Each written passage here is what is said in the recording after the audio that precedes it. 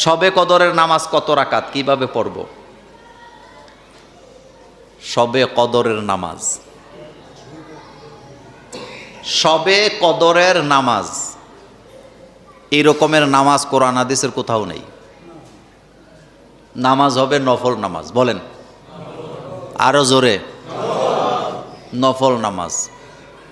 আপনি যদি দূরবীন দিয়ে আজকের থেকে কিয়ামত পর্যন্ত খুঁজেন হাদিসে শবে কদরের নামাজ, আপনি পাবেন না। শব্দ আসছে মান কমা লাইলাতাল কাদরি ঈমানান ওয়া ইহতিসাবান,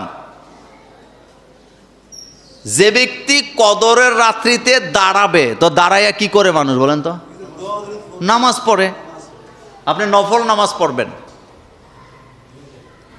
হাদিসের ভাষায়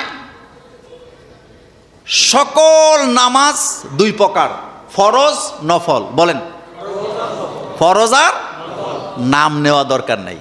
নফল নামাজ পড়বেন। কি পড়বেন? নফল। 8 রাকাত 12 রাকাত, এটা 2 রাকাত 2 রাকাত করে পড়তে পারবেন, 4 রাকাত 4 রাকাত করেও পড়তে। নিয়ত মানে এক কথা, নফল নামাজ পড়বেন আপনি। একই সূরা দিয়ে বারবার পড়তে পারবেন, কোনো সমস্যা নেই। অনেকে প্রশ্ন করে হুজুর একই সূরা বারবার, কোনো সমস্যা নেই। আপনি একবার আলহামদু, 10 বার কুল হুয়াল্লাহ, 200 বার কুল হুয়াল্লাহ দিয়ে পড়েন, কোনো সমস্যা নেই। আপনি শুধু আলহামদুলিল্লাহ দিয়ে নামাজ পড়লেও কি নামাজ হয়ে যাবে।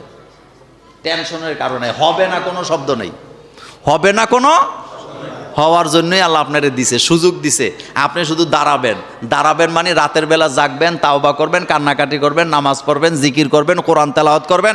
আল্লাহর হাবিব বলছেন গুফির আলাহু মা তাকাদ্দামা মিন জামবি, এই কাজগুলো যারা করবে আল্লাহ তাদেরকে মাফ করে দিবে। কয় রাকাত পড়বেন আপনার ব্যাপার। আল্লাহ কোয়ালিটি দেখবে, কোয়ান্টিটি দেখবে না। বলেন আল্লাহ কি দেখবে? কোয়ালিটি দেখবে, কোয়ান্টিটি দেখবে না। আল্লাহ গণবে।